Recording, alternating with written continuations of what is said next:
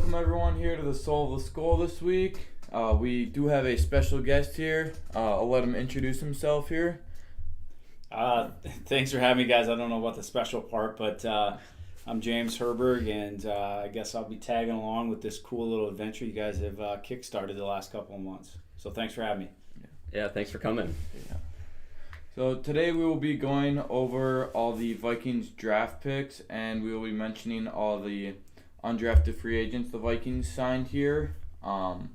First, we will start off with Jordan Addison, the first-round pick, 23rd overall pick. I think it's a good pick, and it'll be a good fit for the Vikings. They'll have a really strong offense with him now here, and I think it'll be good for them. All right. Yeah, I'll piggyback with that. I like it a lot.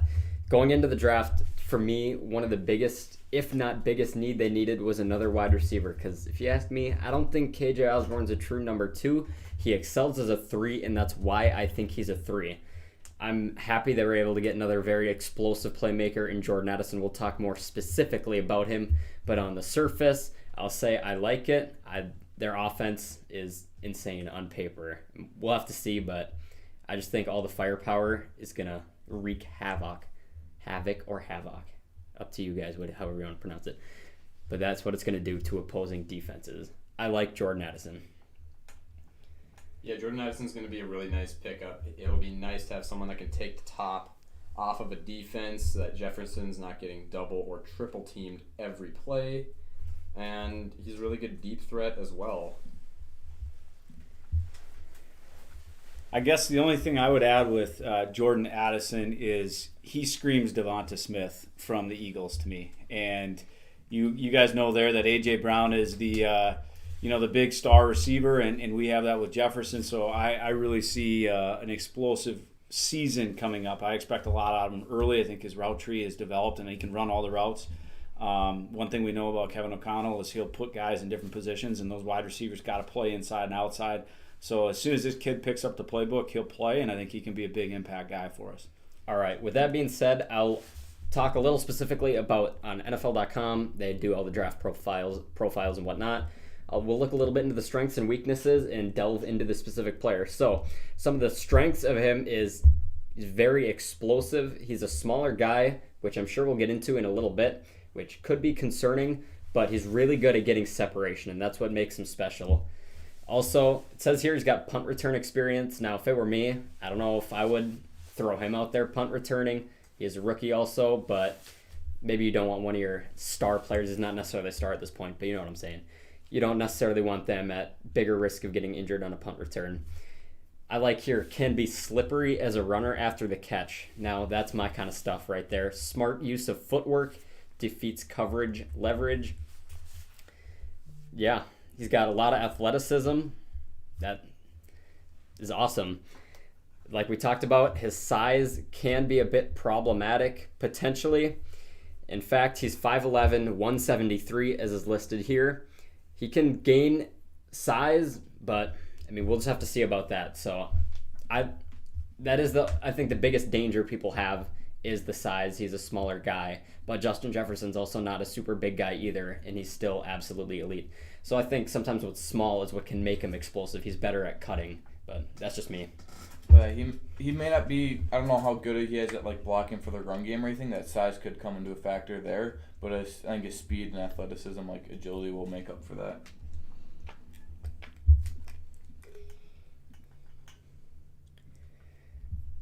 Do we have anything else on him we need to talk about?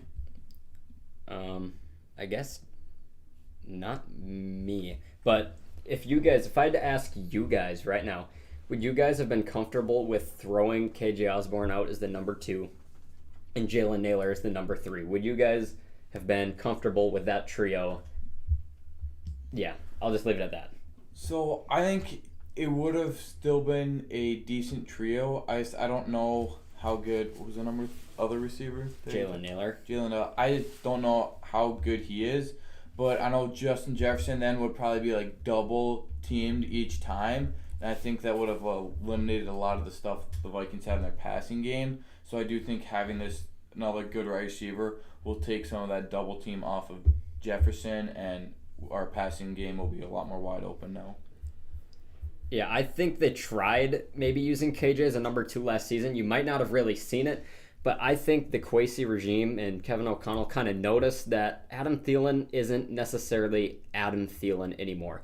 So they did work KJ Osborne in a lot more, but like we saw, Justin Jefferson was often getting double teamed, getting shut out of games. So I just think this is going to open the top off, and yeah, I don't think KJ and Naylor and Justin as a 1-2-3 combo. I just don't think it was going to work. I don't know if it was going to be super sustainable with all attention going to Justin Jefferson. So I think a four deep and TJ Hawkinson, and for now Dalvin Cook, but won't be soon, I bet. And we'll just see. But I think it was for sure great. And I would not have been comfortable rolling out with those 3, but that's just me. Yeah, I think Jalen Naylor, he's shown little bursts of being great. I don't think that he's quite ready to be a starter in an offense just yet, so I would not have been comfortable with him as our number 3. KJ, like Joel says, is a pure number 3 wide receiver, so I don't know how comfortable I would have been with him as a number 2. But this pick, I really like this pick a lot. Herberg, what do you think about it? I would agree with what you guys said. There's no way the regime evaluated and thought Naylor would be a 3. They would have had to draft. I mean, let's just hypothetically, they go corner first round. They would have had to address wide receiver at some point. And if you, again, we have the luxury of hindsight, but if you go check out round 3, 4, 5, 6, wide receiver wise, the best ones are off the board. They evaluated Jordan Addison. They loved him, and they went and got him. I like the move. Again, time will tell. But something screams Devonta Smith to me big time. To me, I think it is pretty clear that they love Jordan Addison, because up until the 20th pick, it was a good board for trading back. It was working very well. Corners were still on the board. Deonte Banks, Joey Porter, Brian Branch. They were all still there, as well as Jordan Addison, Jackson Smith and Jigba, Quentin Johnston, Zay Flowers. They were all on the board. I think if they all those guys would have been there at 23, I think Kwesi would have traded down. But I think he just loved Jordan Addison too much. The value of Jordan Addison was higher than the trades he would have got back. So I think that to me shows how much he likes him, is that he wasn't willing to trade back and risk it. But that's my thoughts on that. So if no one else has any thoughts, I suppose we can move on. At 102 overall in the 3rd round, the Minnesota Vikings selected out of USC. It would be Mekhi Blackmon. Yes, Joel still has the prediction of me mispronouncing 3 names. It'll more than likely happen. So they're giving him all to me just to make it happen. Yeah. All right, with that being said, let me quick pull up some snaps by alignment, because I think that could be important here. So while he's doing that, I can read out some strengths and weaknesses from the NFL website. So some of his strengths are that he has experience playing outside and in the slot. He fires quick, accurate strikes into opponent's chest from press, stays in phase and squeezes tight to the route, consistent finding positioning when recovering or transitioning, tracks and adjusts to deep throws like a wide receiver, and well-timed leaps help him get to high point. Some of his weaknesses are that he's too tight-hipped to swivel freely and shadow route breaks. He needs multiple gather steps to plant and go from his pedal, relies on grab and pull defense at the top of the route, could become an illegal contact machine. Big bodies will overtake him on jump balls, below average play strength as a tackle finisher. What that tells me right there is that he's a physical corner, doesn't matter how big the guy is, which I really like. Yeah, he's going to need to refine that just a little bit. But if there's a physical corner, I mean, we need a guy like that. Yeah. As we were talking about that, I actually got some good stuff to add to you guys. So, obviously you all know PFF. I'm going to list the corners that had higher PFF grades last season than Mekhi Blackmon. Devin Witherspoon, and that's it. He was the 2nd highest graded PFF player out of all corners in college football last season. Also, I got some coverage stats for you. He had 534 coverage snaps. He allowed 286 yards, just 19 yards per game, just allowed 1 touchdown, passer rating of 46.1. And like said, on coverage, he had a PFF grade of 91. So very, very good pick here. Some people view it as a stretch. I think he's a great player. From everything I've heard, I won't lie, I'm not super familiar with him, but just from everything I've seen around, a lot of people like it, and from all the stats and metrics I just shared, that seems like a guy that Brian Flores can do some good stuff with. And we'll get into some more fun Brian Flores draft picks later, but I like him. He sounds like a great corner. Yeah, with that, it seems like he's a decent corner. I don't know if he usually played like man or zone, but that could be a little too if he's, because Brian Flores wants to do a lot more man with the Vikings here, right? Is what I've been hearing. And if he done a lot of man there and he was that, like, didn't allow that many yardage, I think that will be perfect for the Vikings here. I probably would piggyback off. Yes, he is a man corner. He's played both. I think Joel referenced the PFF. I could be wrong about this, but I thought that he actually carried the top man coverage PFF score this last year. So he's great at both. But I think what you're getting here is a Brian Flores man press guy. Yeah, I can actually look here. I'll pull up Devin Witherspoon. We will figure it out right now. 90.6 is Mekhi Blackman. I almost said Mekhi Becton, but Mekhi Blackman. Devin Witherspoon, according to NFL.com. Oh, wait, I got to go to PFF. My bad, guys. All right, I got it now. He had 90.6. Oh, wait. Facepalm. I just looked up Mekhi Blackman twice. Not Devin Witherspoon. Yeah, sorry guys for that stupid moment I just had. But that happens. Happens to the best of us. Devin Witherspoon had 92. So, but we'll see. Either way. Did they break him down man and zone at all? I could, but you have to pay to get PFF Plus, unfortunately. But overall, I mean, both players are great. Devin Witherspoon was, I believe, the 5th overall pick, and we got Mekhi Blackman at 102. So, to me, it just simply sounds like a great player. I don't really care where you take him. If he excels, that's what I'm talking about. They got a wide receiver that probably could comment on how well this guy plays defensively as well. So, yeah, we'll get to see some good Mekhi Blackman, Jordan Addison 1v1s, I bet, in practice. But with that said, I guess, Big Lou, you got anything to add? Sam, anyone? I got nothing to add to them. All right, then we'll move on to the 4th round. The Minnesota Vikings take their 3rd player. I'm going to give Big Lou a pass on the pronunciation of the name since I've seen it different ways. I've heard it different ways from around. But I'll let you take it away, Big Lou. We got Jacqueline Roy here. Defensive end, I believe he is. Yeah. I think he's a defensive tackle. I think we skipped Jay Ward. A defensive tackle.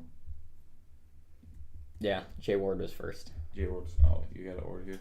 We'll go with Jay Ward then. We'll talk about him here. All right, Jay Ward. I know we're all going to use this comp, but he seems like a very Brian Flores-like man. He can play outside, he can play inside, and he can play safety, just like what Brian Flores loves. Kevin O'Connell loves it in his introductory press conference. I like using the term illusion of complexity. Players can line up anywhere. Just because you're a corner doesn't mean you're always going to play corner only. Just because you're a safety doesn't mean you're always going to hang back. So we're going to talk about some snaps by alignment, I bet, too, and a whole bunch of other stuff. But Jay Ward sounds like a very good player and a very good Brian Flores addition. I can tell you he had a lot of say in the war room, I bet, over this guy. Jay Ward. So a couple of his strengths and weaknesses here on NFL.com. So some of his strengths were that he was respected for his leadership and toughness at LSU. He has size and length to obstruct at the catch point. He offers position versatility. He's like a Swiss Army knife, like Joel said. Pounces and tackles quickly after the catch. No hesitation to fly downhill and make a play. Pursues with urgency and at proper angles. Attacks and plays off the block to tackle. Special teams talent with 2 blocked kicks in his career. Some of his weaknesses, His frame doesn't fully match his ferocity, which I don't really see that as a huge weakness. I mean, you see guys like Devontae Smith or Emmanuel Forbes where you can still be an effective player even though you're small. He needs to play with better high-low balance from the zone, will peek into the backfield and lose track of coverage, is a step slow to anticipate and match the route break, drew 7 penalty flags in 2022 per PFF, gets caught between hitting and wrapping at times, and could use more upper body strength for run support duties. Honestly, these weaknesses aren't really things that will transfer to the next level, in my opinion. A lot of them, I think, could be coached out of him. But I think this is a really great pick, really Brian Flores pick. I don't recall where I was watching, if it was on the NFL stream, the ESPN stream, but they flashed the Viking War Room when they were making this pick, and in the bottom corner, sitting in his chair with the biggest smile on his face, was Brian Flores. It says all, that's it. That's all I need to see from him. But this is another, again, Questy type of move. You look at the type of guys they draft. You basically go look at their 10-yard splits. I mean, these are guys that are quick, that first explosive couple steps. Addison's one of those guys, but let me tell you this. Jay Ward's actually faster with a 10-yard split. This guy is explosive, 11-foot broad jump. I will say, they're going to need to teach some things out of him because I do think he's super aggressive, but man, that's the type of guy you want on defense. And a little added thing, too, with Flores, he's going to blitz this guy a lot as well. Yeah, it's perfect. I have the snaps by lineman up. In 2022, so his final season at LSU, he had 13 snaps on the D-line. I'll say here, in total, he had 633 defensive snaps. 230 from the slot, 178 from the corner, 108 box, 104 deep. So clearly he can move all around, which Brian Flores, like I already said earlier, he's going to love this kind of a guy. And yeah, he's definitely going to blitz him a lot. We know from his Pittsburgh days and his Miami days that Brian Flores loves blitzing safeties. He loves blitzing linebackers. He loves blitzing corners. Pretty much anyone blitzable, he'll blitz. But yeah, as far as being handsy, that's okay sometimes to an extent.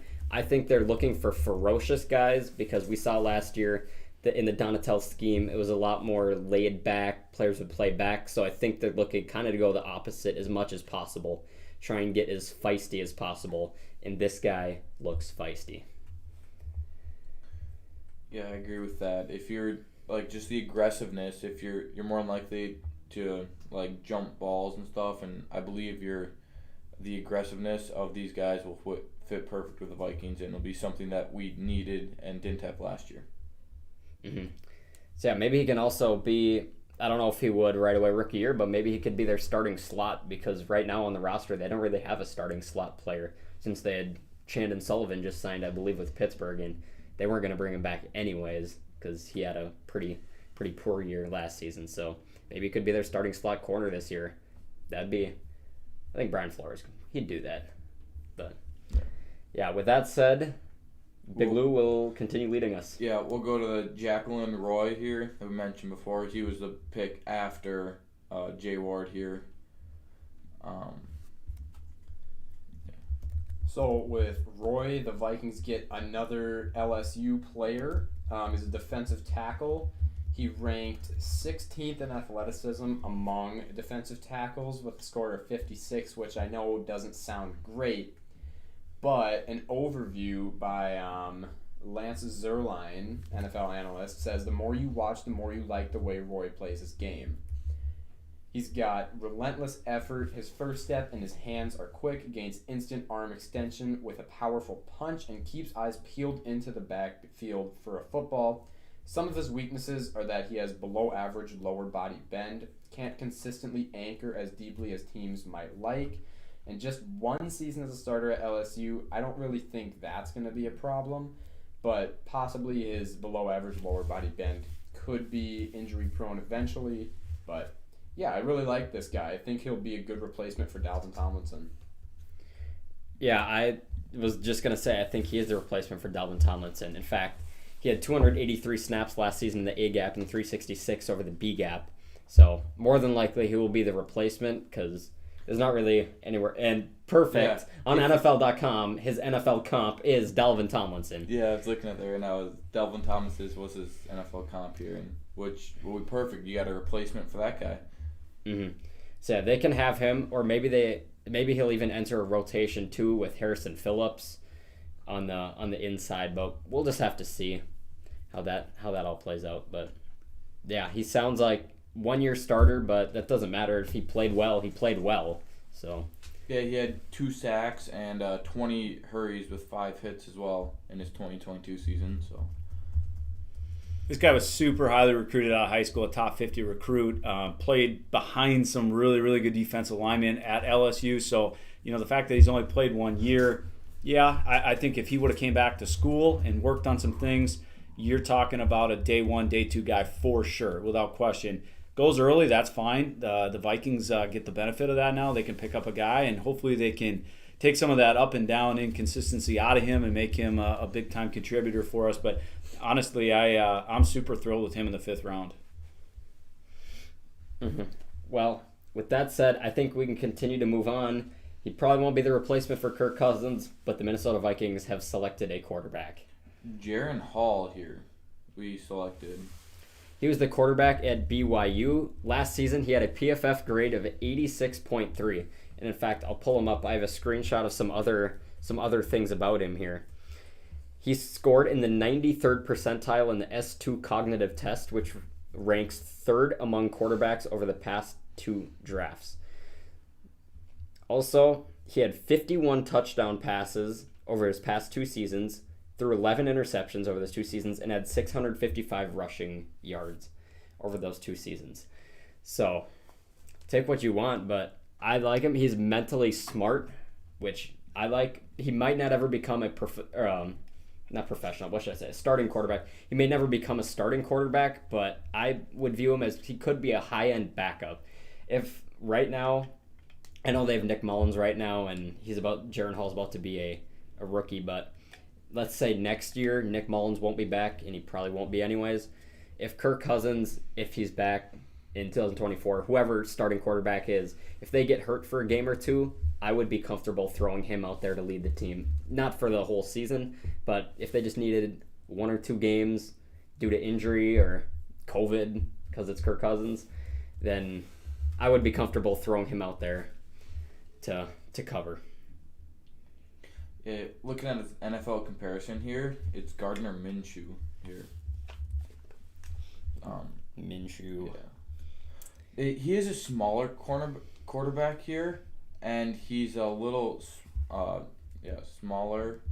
And then limited arm talent too, it says here. You can't throw it like super fast or super far.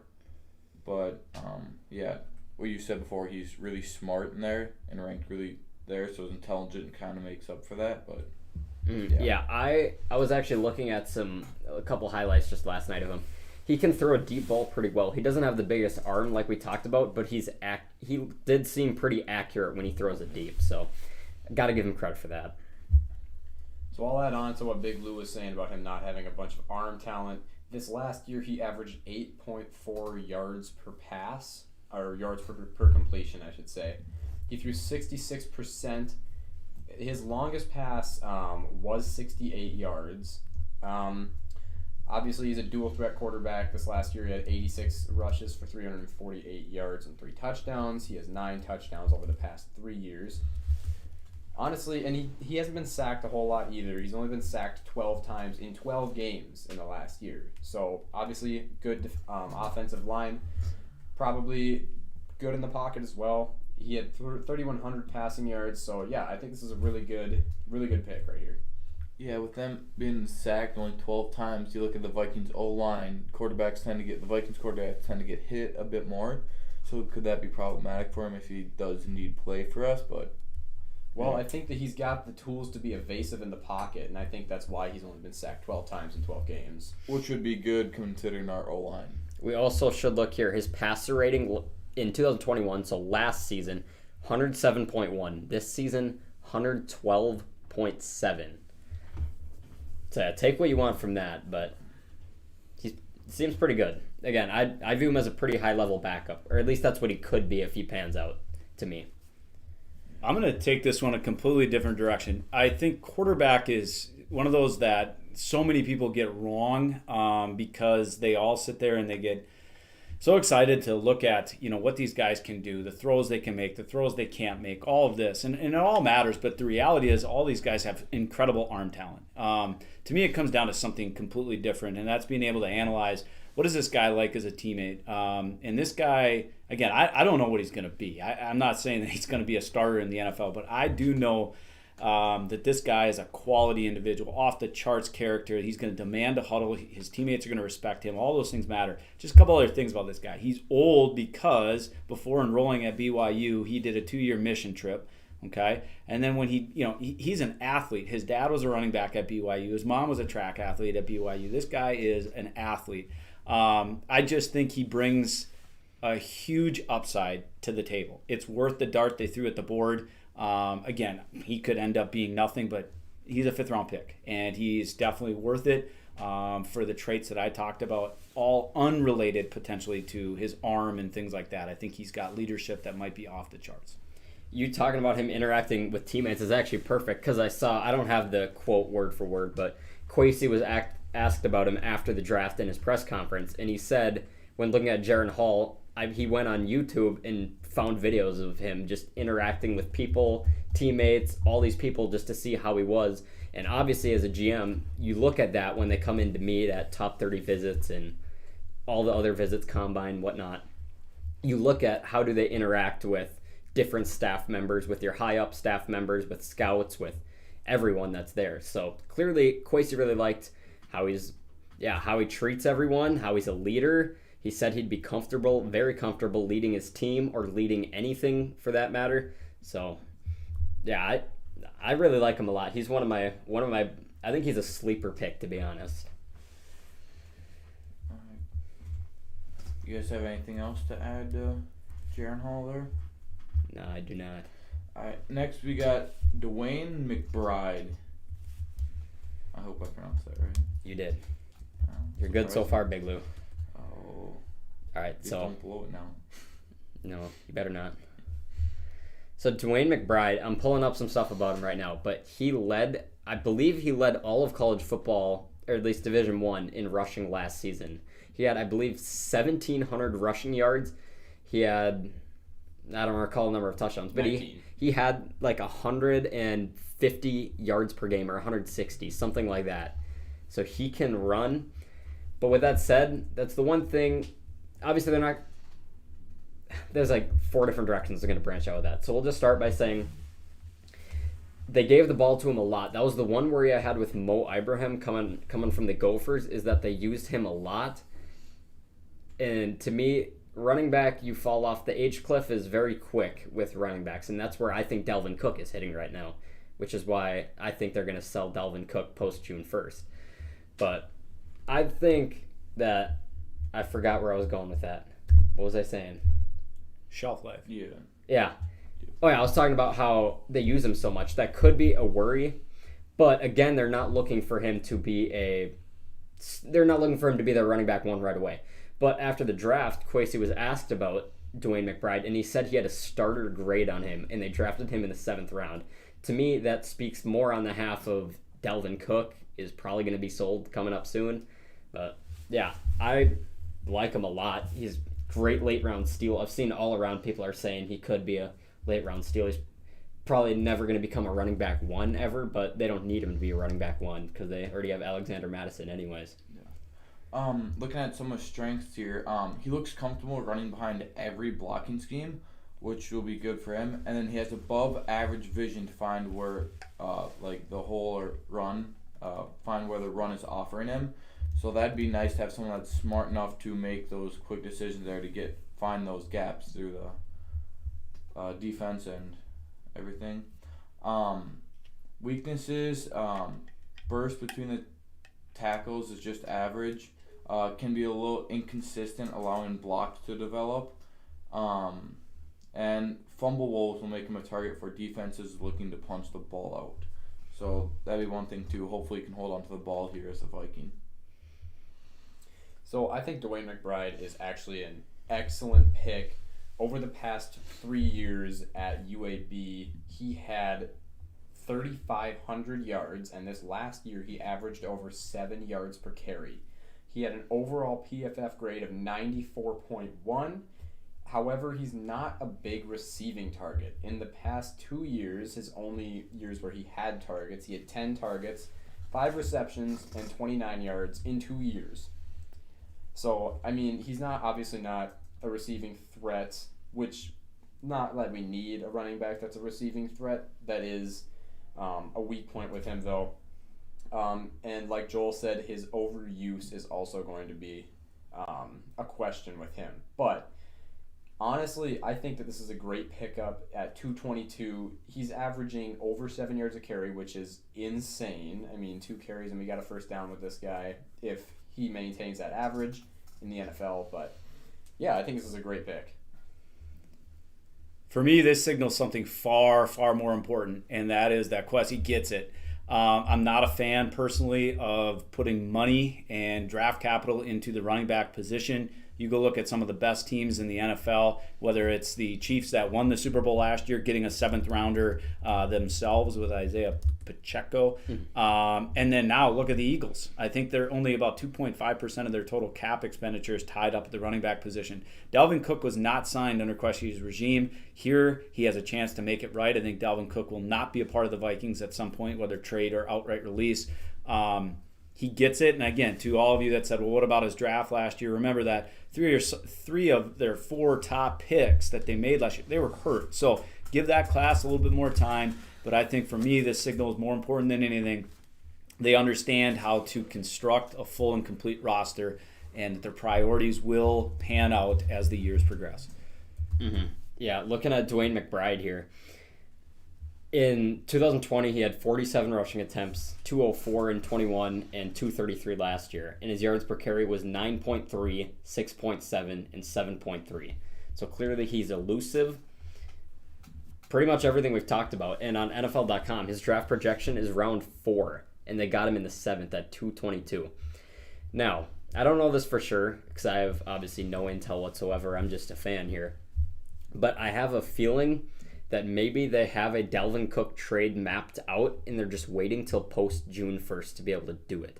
It would create more relief on the salary cap, actually, if they did that. In 2023, if it was a pre-June 1st trade, he would have $6.2 million of dead cap this year, and they would save about $8 million. If they did a post-June 1st trade, they would have 3.1 in dead cap this year, 3.1 in dead cap next year, and $11 million of savings this year. So I really have no idea. I'm just a fan here, but I do have a feeling. Obviously, they're talking to teams. We know that. But I think a Dalvin Cook trade is still on the way, and they're just waiting till post-June 1st. Same thing with Zadarius Smith as well. When would Swift, would he get 4th-round pick or 5th-round pick? I think 5th. So I mean that bears. I don't know for sure. To me, that bears well. Cook is better than Swift. I know that actually Swift, I believe, was actually drafted higher than Dalvin Cook, but the production in the NFL, Cook is night and day, been better than Swift. So I'm just gonna go ahead and say that the 5th-round pick that was made actually made me happy, because if we can get anything out of Dalvin Cook 5th or better, I think it's worth it. I'm going to just go ahead. I know you guys keep track of your bonuses and your bets. I'm going to go ahead and say, though, that he gets outright cut. And the reason I say that is because at this point, now that the draft is over, I think a lot of teams right now and franchises are valuing that next year's draft class because it's far deeper than this year's. I could be wrong. I hope I'm wrong, because I'd love to get something out of him. But I'm going to go outright cut for Dalvin Cook at some point. The Eagles got Swift for a 2025 4th-round pick and a 7th-round swap. The 7th-round pick swap this season. It's a great deal. So actually, I think another thing that could happen. This is less likely, but it's possible they could hold on to Dalvin Cook through the start of the year and trade him at the trade deadline to a team that's needy. Maybe there's going to be a team like the Bills that are a piece away, that just need a running game to put their offense over the top for a Super Bowl run. Maybe they could do that, because we look at, who was it, Jeff Wilson last year? I believe he was a He was a trade right at the deadline, and he actually netted pretty good selections just because he was a deadline trade. So maybe that's something they could do. No idea, but maybe that's a possibility here. But with that said, that closes out the draft. Also, they did sign 15 UDFAs yesterday, undrafted free agents, so players that weren't drafted. And we're going to have Big Lou read off all 15. We're going to be monitoring, see if he pronounces any wrong. You want me to go all 15 in a row, or are we going to talk about them next week? Just do all 15, and then we'll get it. We're only going to talk about select ones. Alan Ali from TCU. Put their position too. Say that. O-line. I believe it's center. He's a center. Mm-hmm. Defensive tackle Calvin Avery from Illinois. Linebacker Abraham Beauplan from Marshall. Outside linebacker Andre Carter from Army. O-line Jackie Chen from Pace. We got cornerback C.J. Colden from Oklahoma. We got linebacker Wilson Hubbard from Cincinnati. Wide receivers Cephas Johnson from Southeastern Louisiana. Malik Knowles from Kansas State. He's wide receiver, Malik was. Linebacker Ivan Pace Jr. from Cincinnati. Kicker Jack I'll give you a pass on him too, because I don't know how to say his name either. Podlenzy. I don't know either. You get a free one for that. You guys know how to say that one? I don't, so. From Georgia. Tight end Ben Sims from Baylor. Wide receiver Thayer Thomas from North Carolina State. Cornerback Najee Thompson from Georgia Southern. And cornerback Jalen Williams from Indiana. I think he only mispronounced 2. No, I saw a few in there. I think he went over. Hubbard. Okay, yeah, that was wrong. That's definitely Huber. Huber. Close enough. Then he said Cephas. Yeah, it's Cephas. Okay. And then you also said Malik Willis when you're talking about Malik Willis. Oh. And You he didn't. also said Najee Thompson, which I believe it's Najee, I bet. Yeah. You got 4 wrong. Yeah. Not bad. So Joel was My prediction right. has come off Your the board. prediction was right. Yeah. You're now 1 for 6. Yeah, we'll get into the predictions later, but yeah, those are the players. So now we're only going to talk about a few because we're not going to talk about 15 players. So there's just a couple big ones in there, and then if anyone else wants to touch on a couple others, we can feel free to do that. So Big Lou, you can lead us off again. I don't really know anything about any of these guys Well, then here. I will lead it off, and I will start with Andre Carter, the second from Army. He's an edge, and he had an outstanding year in 2021. Post 2021, he was actually projected to go as a first rounder this year, and had a very much less impressive season this year. But in 2021, he had 15 sacks. This last year, he only had 4. 2021, he had 35 hurries. This year, he had 17. And he's almost always lined up outside of a tackle. So, pure edge rusher right here.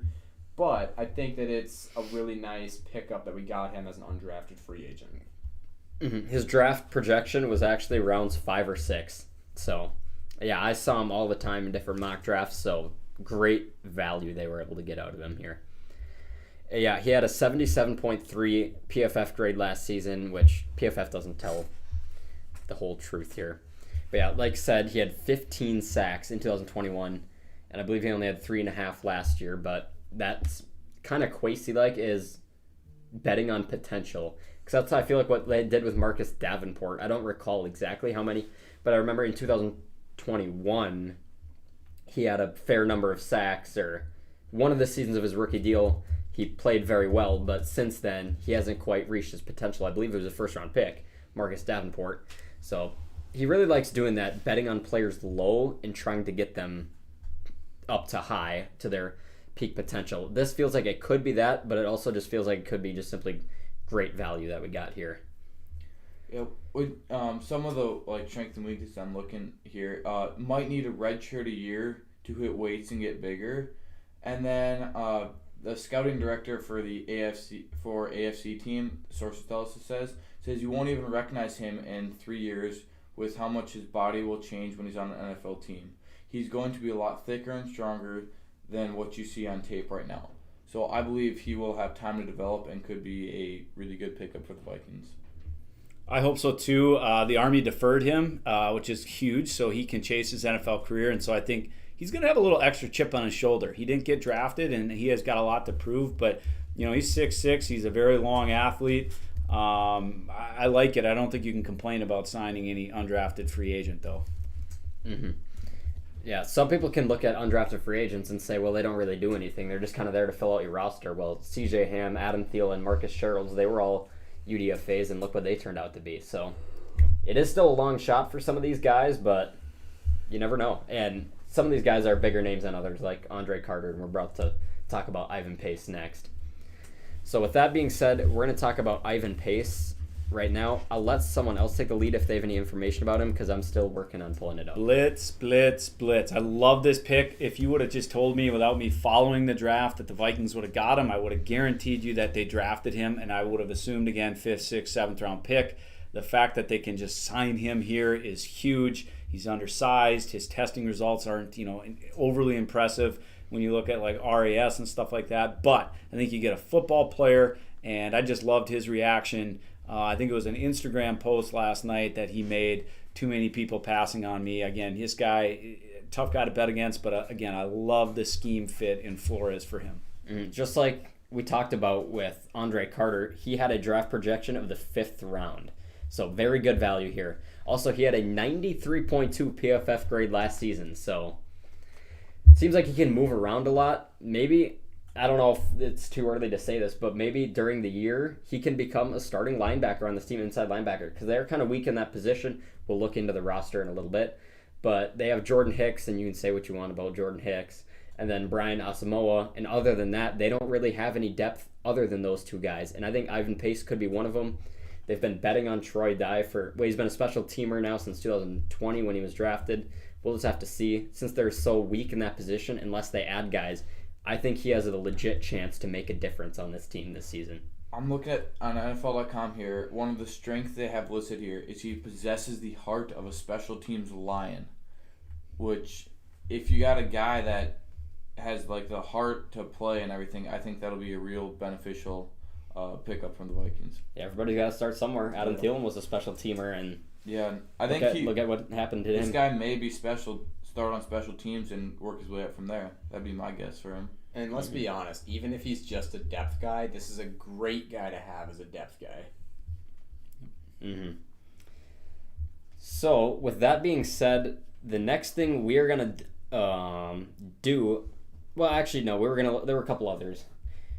I think Herb here really likes Kelvin Avery, so we can briefly go over him. He was a defensive tackle that they added as part of the UDFA class yesterday. Yeah, so a defensive tackle out of Illinois, massive individual. I think, again, somebody can correct me if I'm wrong, but I thought his profile said something like he was in the 340-pound range. 325. 325, okay. On NFL.com, it's 6'1", 343. Yeah, so I guess, depending on where you go, Illinois site, 325, 343 NFL, doesn't really matter, but this guy, I think, has the potential to be one of those pluggers inside. Again, let's take it with a grain of salt. I understand that this is an undrafted free agent. I'm not expecting him to become an all-pro. But again, given that he's a UDFA, I really like this pick. I think that he can gobble up blockers. He's very, very strong, and you're not going to move this man. Yeah. He had 31 bench press reps on there, and he had a 30.5-inch vertical. Yeah, I'm just looking at a picture of him here, and I don't mean this in a bad way, but he looks huge. And I mean that in the best way possible. He's huge. Yeah. He can swallow up gaps. That's what he is. So I will say, though, he has been playing for 5 years. He's played 55 games, and his stats are not phenomenal. He has 75 total tackles in 55 games with only 2.5 sacks. So obviously, this is why he was not a higher pick. Or a pick at all, I should say. But, yeah, I think, like what you guys are saying, he's a huge dude, and he can just plug gaps and stop a run game, hopefully. Yeah. I would say, like, the reason his stats aren't going to be huge, Flores would play like an odd, play a little bit of even, but this is going to be your shade, your zero, and this guy's not going to play in second and third down. I mean, he really isn't, especially with the way the game's played. But he is going to eat up blockers, and he's going to keep guys like Brian Asamoah and some of these other more athletic players, even a Jay Ward who's going to walk down the box maybe a little bit this year. They're going to keep those guys free. So I hope this guy makes it. I really do, but I'm going to go high on this one.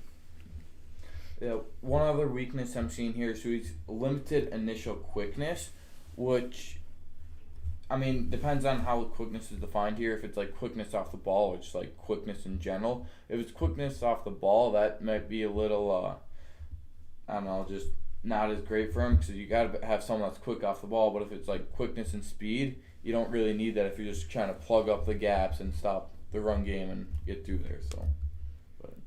Even still, he's 340 pounds. It's not going to be easy to move him, even if he doesn't beat you off the ball. Yeah, and you're going to have to probably double team him sometimes. And I wouldn't necessarily say that, because, like Herb said, he's probably going to be in more on running downs. So he'll probably be getting double teamed anyways. But if he can split doubles, or if he can just plug up a gap, he'll be very, very effective at that.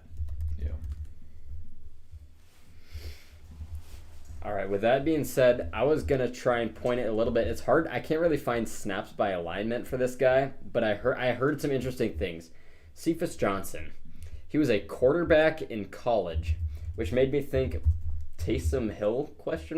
Maybe they can use him as a dual threat player, just throw him in a couple snaps a game and just see what he can do. Maybe he can do some disguises and some fun stuff, but yeah, it's actually kind of hard to find information about him, but I just thought I was going to mention him just because of how he's kind of intriguing in the way that he's a dual threat player. He's massive. What is he, like 6'6", 220? I mean, this guy's a big load, so it'll be interesting to see how he pans out. Yeah, 6'5", 220 according to the NFL Network. There's not a whole lot on him. Like Joel said, it says his strengths are that he's a dual threat quarterback experience, good size and length to play wide out, where he has also taken snaps. Tough in athleticism for direct snap runs as QB, able to finish runs with authority. His weaknesses are that he will need to prove he has a positional fit. Ball skills appear to be lacking in limited catch opportunities. Ball security has been a problem for him at times, and he has small hands for such a big target. Below average short area quickness at Pro Day as well. I don't believe he was invited to the Combine. His prospect grade from NFL is 5.58, which is a priority undrafted free agent. I mean, there's not really much about him, so it's hard to say whether he'll be good or not. All right, if nobody has anything else to add, then I'm actually going to shorten this. Oh. All right, I'm going to move to a copy of the Vikings roster. If I can. There we go. Now, there it is. All right, right there. Let me just move this to over there. There we go. Now you guys can all see. I can zoom in here too. Bottom right hand. Where do I zoom in? Over here? Yeah. Oh, here. All right, we got the Minnesota Vikings roster as can be seen here. It's hard to navigate from all the way back here, but I'm trying. There we go. So now I think we can go through the roster and look what positions have they filled through the draft and potential UDFAs? Where do they still need to look? So, yeah, any one of you guys can start it, or I can start it. Up to all of you. So I think we're good on the quarterbacks and running backs there. So we got Cousins for at least this year, and we'll cross the road next year when we need either a new quarterback or re-sign Cousins. And then the running backs there, I mean, we have Cook. We'll see if he's still there, but we still have Madison there and all those others there. So I believe we're set on running backs and quarterbacks for this year, at least. Yeah, I'm with you there. They only need 3 quarterbacks. They got their developmental one. They got the backup. They got the starter. That's all you need right now. I don't think Dalvin Cook's still going to be around next season. They're going to roll with Madison and Kene doing kick returns and Ty Chandler. Really intriguing to see what he's going to be doing. And Dwayne McBride, and they gave C.J. Ham an extension. So they don't need to add to quarterback or running back in any way, shape, or form, I don't think. Also, I have the salary cap number there. I'll just scroll over in case you want to see it. They have about $1.2 million right now. They'll have to free up some space before they sign the rookies that they drafted. Yeah, I also think that we're really, really set on quarterbacks and running backs. There's no holes there. Those are probably two of our most filled positions. Yeah, nothing to add. All right, with that said, we can move down. We can look at the receiving core. They got a lot of receivers, but also they got the UDFAs they just added right there. Justin Jefferson's obviously going to be number 1. Jordan Addison more than likely is going to be the 2. KJ at the 3. Then everyone else I just kind of listed there. Rager's probably actually going to be the 4. But I don't think it appears I don't really need to add anything. Jordan Addison was the cherry to the cake or the ice cream, whatever. I do think the way looking at it right now, this is a good squad to have.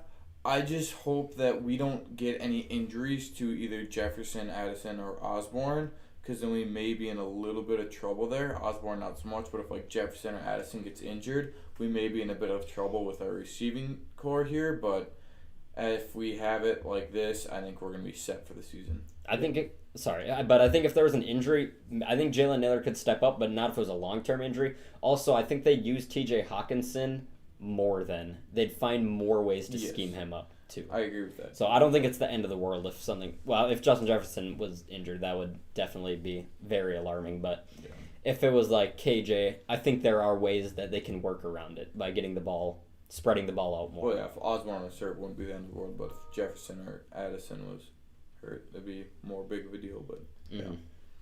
So, yeah, I'll agree with Big Lou. We do have a lot of depth at wide receiver, but not a lot of good depth. And that could be a problem depending on injuries. I doubt it will end up being a problem, but... Yeah, I would kind of go with what Joel's saying. If we did have an injury, I'm trying to jog my memory, the free agent signing that we just got from the Ravens at tight end, I think you're going to see the Vikings play a lot of more 12 personnel than they did last year already. But if you're in a 1 or 2 week pinch because you're out one of these guys, I think you're just going to see the Vikings play that game a little bit more. So I'm fine 100% with that wide receiver roster. All right, yeah. Now down there we do have the tight ends. We talked TJ Hawkinson, obviously is the big name here. Josh Oliver, as was alluded to. Then Johnny Munt's just kind of the backup there. And some depth guys, Ben Ellefson, Nick Muse, and Ben Sims was the one they just got as a UDFA. They look pretty solid in this category. TJ Hawkinson being the big pass-catching tight end, and then Josh Oliver being the big run-blocking tight end that they just picked up in free agency. So they seem pretty set in this field. If I remember correctly, didn't we use Johnny Munt a little bit towards the end of the season last year? A decent amount? Yeah. Like we gave him a few more passes in there. So I think our tight ends were set there, especially because we had that extra lineman there with Josh Oliver. Will really help. And then Hawkinson was just a beast towards the end of last season. I think we'll be set here for tight ends. Yeah, this is another room that we have absolutely loaded, and I don't really think that there's any gaps here, at least in our first 3 tight ends. I didn't know if there'd be an opportunity. I'm going to just kind of go with it here. Mm-hmm. I'm going to remind people, too, when you grade the Vikings draft this year, we didn't have a second rounder, and you can say what you want about that, but really that's because of TJ Hawkinson. And so I think you need to put his name into this draft class. And what's beautiful is we already know what kind of production we're getting from him. So I think when grading the Vikings draft this year, put TJ Hawkinson in the mix. And again, we'll see how the rest of it plays out. But that's why I'm pretty high on their overall draft class, because I include him and think he's a special piece. Mm-hmm.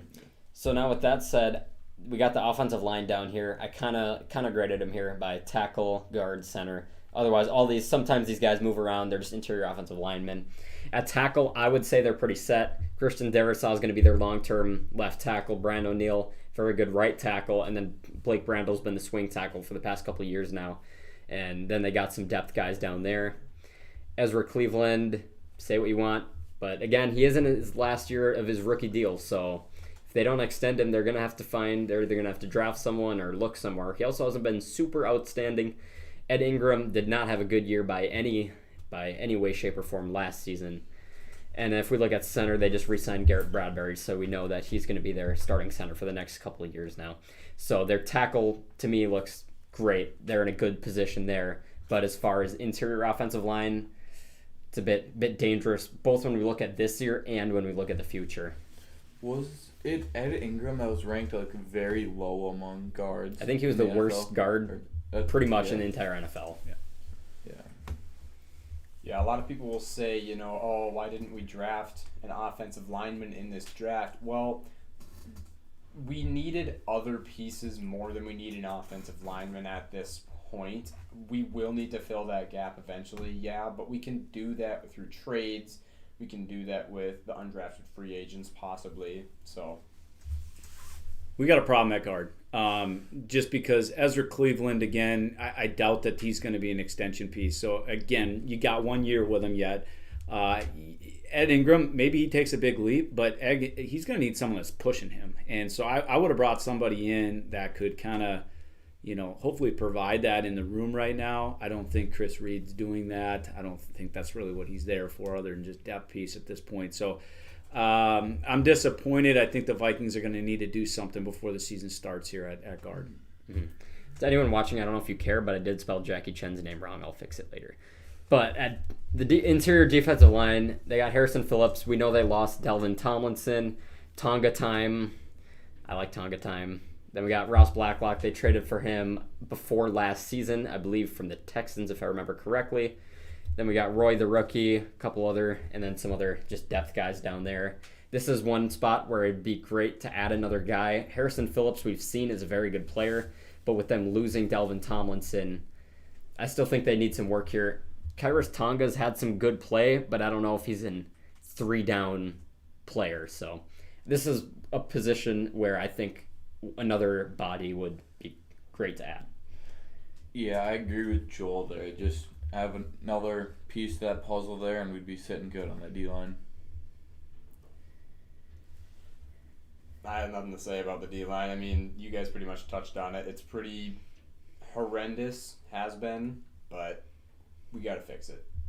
Hopefully Jay Roy or again, my pick, Calvin Avery, somebody like that can step up and alleviate some of what these guys are talking about, because there is some concern when you look at it. Yeah. Then down here we got some kind of defensive, just the defensive rushers, those kind of guys down here. Dean Lowry they picked up from the Green Bay Packers in the offseason. Then James Lynch, Bullard, they traded for Bullard, I believe, before last season as well. And then the former Gopher there. Daniil, there's a lot more question marks when it comes to the outside linebackers. Daniil Hunter, could he be traded? They're going to have to work out an extension. I believe he's only got like a $5 million base salary, so he's going to hold out if they don't do anything by training camp, I can tell you that. So they're going to need to do something with him. Then they got Marcus Davenport, who it appeared was going to be the replacement for Za'Darius, but Za'Darius is still here. So we'll see how that ends up. Za'Darius has requested a trade, and I don't see him on the roster next season. And I believe DJ Wanham's heading into his final year of his rookie contract. Played very well in his first year or two, but since then he hasn't done quite as much. And then down there, Patrick Jones has had some good plays, but mostly in the preseason. He hasn't got a whole lot of playing time during the regular season. And then down here we got more of the depth guys again.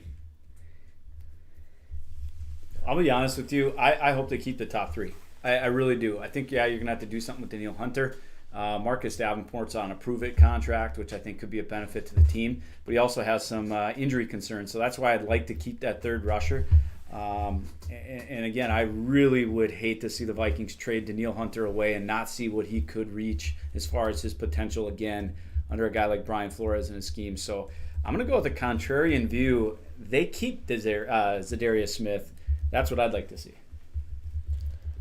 Yeah, right now I agree with Herberg that this is a solid top three outside linebackers here, but I don't know if Za'Darius really wants to stick around here if he's requested a trade there. I just don't know if we didn't trade him, if he'd perform well if he doesn't really want to be with the team here. He doesn't have any leverage though, so he can't really do anything about it. Yeah. What I want to see is Andre Carter kind of just be a dude out there. I want to see him take DJ Wanham's spot as the number 4 and possibly even work himself into a starting role within the next couple of years.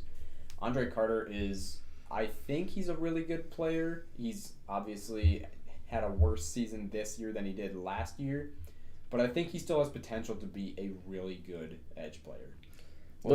Sorry, you can go. Well, like he was a little bit undersized, like what some of the stuff I was reading said, that if you give him like a year or two to develop, I think he will probably be into that top 3 there, and maybe even like kind of replace like Za'Darius or Daniel Hunter as they kind of like go into retirement or get older out of here. So I think that'd be a good rotation there. We do have to keep in mind here, on the top you see Daniil Hunter. He's 28 years old. He's lost 2 seasons due to injury. So he's still young, but he's not young. We do have to remember that. And also, Za'Darius Smith is 30 years old now. So, I don't know. If I was the GM, Daniil, if they could net a good pick for him, I wouldn't be out of it. I would field phone calls for him. He's still a very good player, but then again, they're also going to have to give him a long-term extension, and I'm sure he's going to look for big money right now. So, I'm not as high on Daniil Hunter. He's a great player, but I just think that him and the Vikings aren't going to be on the same page in the coming weeks and months that we have ahead. But now with that, we can move down. The inside linebackers, Jordan Hicks was around last season, didn't have a good season really at all. Brian Asamoah, who they drafted last year, is the hybrid guy. He can move everywhere. He's quick. He's shifty. Then everyone else here, we got Ivan Pace, who we just talked about. Troy Dye, who's been around since 2020 now, so he's in the final year of his contract. Out of Oregon, he's been mostly a special teams player. Hasn't done a whole bunch in regular season. And I know they talked last year, William Kwenku. I think the Kwesi regime actually really likes him, but we also didn't see a whole lot of action out of him. So here's one position group where it would also be nice to add someone. Not overpay. I don't like overpaying linebackers, but this is a place where Jordan Hicks is obviously going to be a starter. Brian Asamoah is going to be a starter, and then I don't really know who the third one is. It isn't clear to me. Are they going to have Ivan Pace? Are they going to have Troy Dye? Are they going to have a rotation? That might be their best option. But this is one spot where I think they are lacking a bit. Yeah, I mean, I think it would be really nice if we could find a cheap veteran to come in and kind of help out these guys, help them learn how to be an NFL linebacker. We just don't really have any. We don't have any veterans on this squad. I think the oldest one is probably Jordan Hicks. I don't know their ages for sure. And Jordan Hicks is young. He's maybe 26, 27. He is 26. I'm looking at their age. He's 26 years old here. Okay. He's the oldest one on there. He just finished. Wait, no. By the way, that's Jordan Hicks, the baseball player. Oh, there is a Jordan Hicks MLB player. We just want to be clear with that. I believe Jordan Hicks is coming. Last year, he signed coming out of his rookie deal. So he's 30. I think this is his second deal, but Looks like he was with the Eagles for a bit. okay, maybe it's not his second deal. Then. Yeah, he's 30 years old. He's 30 years old, so he's older than I thought. I He guess. was with the Cardinals before he was with us. So. You have Cardinals and Mhm. Eagles. With It both, looks yeah. like he has pictures of jerseys in. So yeah, Jordan Hicks, 30 years old, not really a veteran yet, but we could bring in a veteran. I don't know. Eric Kendricks was that guy last year. We did not decide to keep him, so I don't know. This is a big question mark of a position group, but I think that there's a lot of athletic guys in here, and I think that they can get the job done if coached correctly. Veteran, not veteran, they need a guy that understands Flores' system. They will bring in a vet here. I can almost promise you that. They need to. They just don't have the depth. But I do, just like Sam said, it'll be a vet minimum contract, and I wouldn't expect a lot out of it other than just a guy that can mentor or plug and play when all else fails. Mm-hmm. All right, let me just quick move us down a little bit. We're getting cut off. There we go. Now, we got the corners. This is where the true youth movement of the team is right now. Byron Murphy, they just picked up from the Arizona Cardinals. This is his second contract. Caleb Evans, who they drafted in the 4th round last season, had some very good flashes, but also had some concussion issues. Andrew Booth Jr., who they took in the 2nd round last season, didn't get a whole lot of playing time because he was hurt. Mekhi Blackman, I almost said Becton again. Mekhi Blackman, who we already talked about earlier, and Jay Ward. Jawan Williams, former 2nd round pick from the New England Patriots that they just signed recently. And then everyone else there, kind of depth and some special teams, mostly players on the bottom. So this is one spot where I think they could add another player. Or, again, I think I threw this out in our very first episode, if Cam Bynum moved back to corner. Because he was a corner in college. He hasn't been super outstanding as a safety. He played pretty well in his rookie season, but he didn't play super well last season. Maybe this is kind of a long shot, but they move him back to corner. I like Byron Murphy a lot. He can play inside. He can play outside. I like a Caleb Evans. Andrew Booth is good too, but he just can't stay on the field. So this is one place where there is a big question mark. If everything pans out, it can be very good, but there's also a very go big or go home aspect to here. So if I were them, I would look to add at least one more corner as well. It also depends on how Kwesi sees him here, and or Flores. I'm drawing a brain fart on who our defense coordinator. Brian Flores. Yeah, Flores. It depends on Flores, how he sees these guys fit and how his scheme's gonna look, on where he really wants these guys playing or how he sees them and will fit with his scheme he wants. That could be one thing too. He could just stick with these guys and really train them and work them here, but we'll have to see what he sees fit. Yeah, like Joel said, this is a really big youth movement.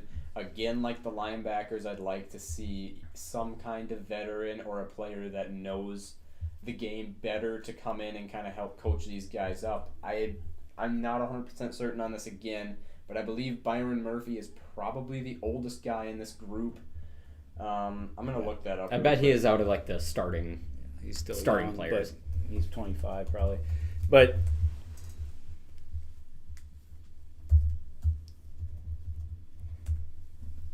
yeah, he's 25 years old. Yeah, I don't know. This is another question mark of a group. Like I said before, there's a lot of athletes in this. I like Jay Ward a lot. I think he's going to see a good amount of playing time this next year. He'll be moved around throughout nickel, outside, corner, and safety. But yeah, I think this is another question mark but good athletic group.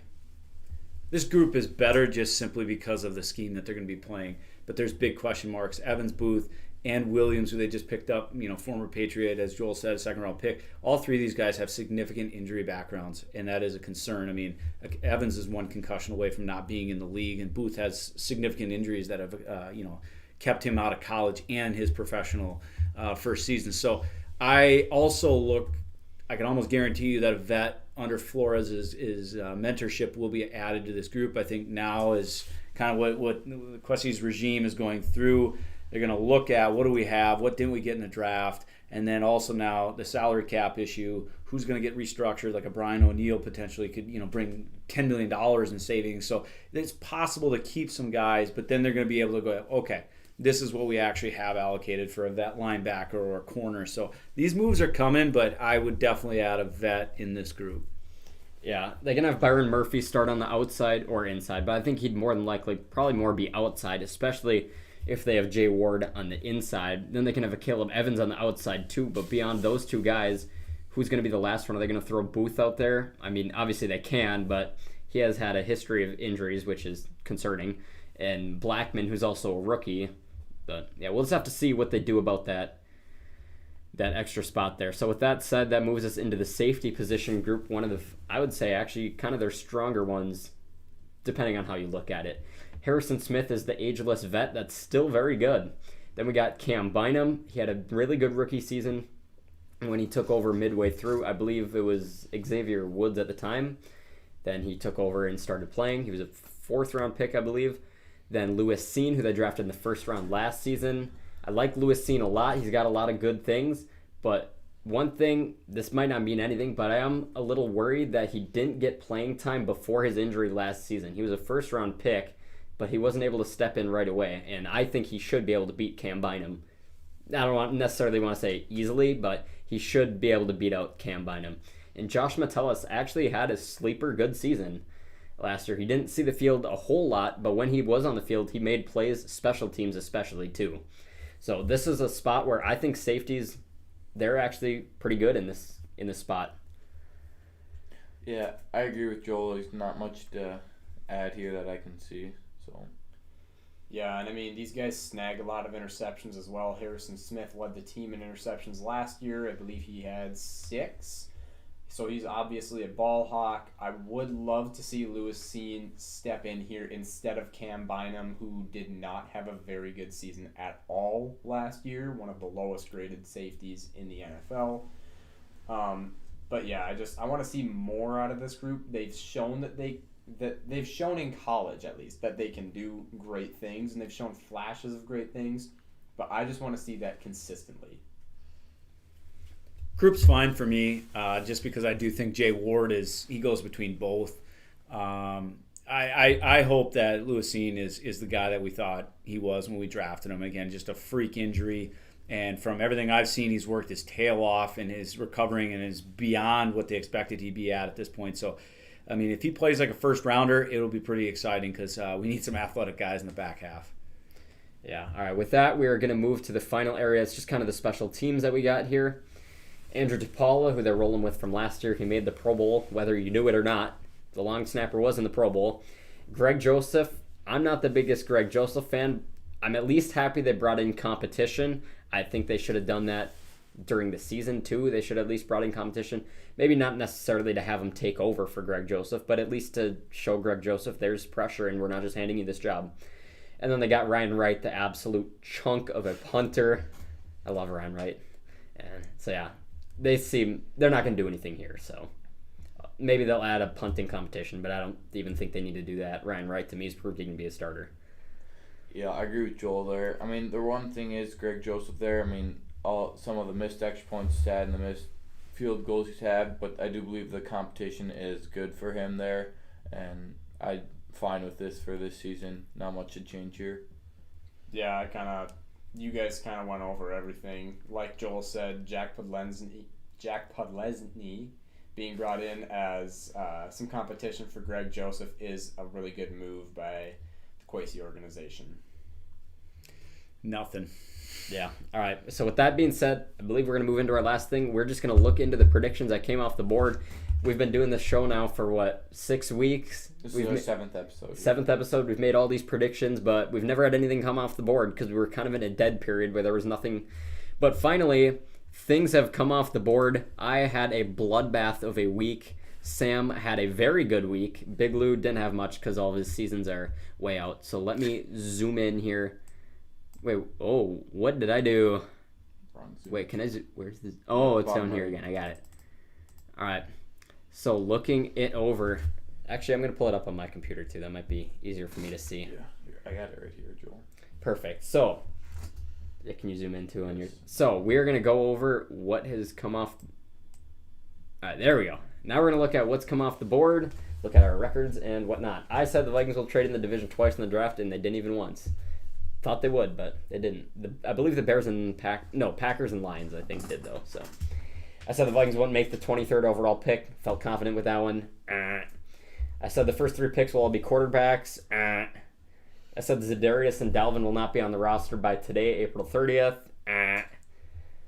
Countering Sam over there, I said Jalen Carter and Will Levis would both go in the top 10. Well, Jalen Carter snuck in at 9. Will Levis didn't get drafted till the 2nd round. And then the big one that we were looking at today was Big Lou will mispronounce at least 3 names during today's episode, and it's pretty safe to say he did. So Yep. I did get that one correct. I'll zoom in a little more for you guys, actually.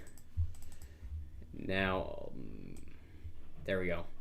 All right. Sam here said Aaron Rodgers will be traded to the New York Jets by May 1st. That one seemed kind of obvious right away, but it kind of became a deadline prediction, actually. He also said that the Vikings' first pick will either be a receiver or corner. That was kind of a layup, and it did happen. He said Will Levis will not go in the top 20 picks, and he did not. He said the Vikings would make more than 5 draft picks. I thought that they were going to make way more than 5, but they got 6. He also said the Panthers would select C.J. Stroud first overall. That was at least a month ago, so that was wrong. He also said 5 quarterbacks will go in the first 15, and only 3 did. Now, as we look at Big Lou here, I'll pan over. Big Lou only had one thing come off the board. He said the Vikings will not draft a quarterback, and they took Jaron Hall, so he's wrong. And we've only had one listener prediction so far. As we look over there, we can see our record. Sam 4 for 6 so far with a 67% percentage. I'm 1 for 6 at 17%, and Big Lou is 0 for 1. And if you guys want to see, that's our football trivia over there, but we're not doing it this week. But we'll bring it back next week. So with that being said, I can zoom back in on us again. Can I? No, whatever. I'll just accept it like this. If no one else has anything to add, I think that's going to close it out for today's episode. No, just want to say thank you, Herberg, for being here with us for this episode. I appreciate it. It's fun having you on here. Yeah, thanks again for having me, guys. I think this is cool. I think you guys are having fun doing something you enjoy, and that's very commendable, and continue doing it. Thanks. Yeah, thanks for being on. Maybe we'll get you on again sometime, but we'll just have to see. Otherwise, I think that's going to do it. Thank you guys so much for watching. As always, be sure to tune in next Sunday at 2 o'clock for our next one. We're going to be talking about the Vikings, all 15 of the Vikings undrafted free agents. Not just, we talked about a few today, but we're going to look at all of them next week. And yeah, that's it. Peace out. As always, Skol Vikings. We will see you guys next week.